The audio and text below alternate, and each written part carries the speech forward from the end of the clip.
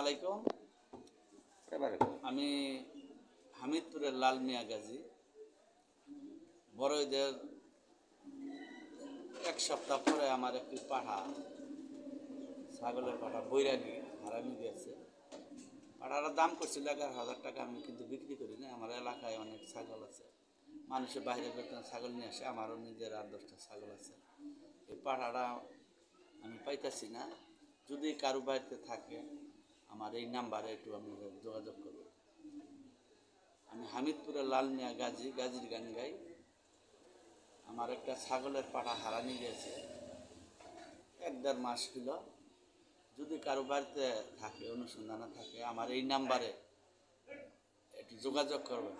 ছাগলের পাঠাটা হইল বৈরাগী পাঠা। 10-11 হাজার টাকা আমার দাম করছিলাম, বিক্রি করি। যদি কোনো বাড়িতে থাকে অনুসন্ধান জানেন, আমার একটু এই নাম্বারে একটু যোগাযোগ করবেন। ধন্যবাদ। আসসালামু আলাইকুম।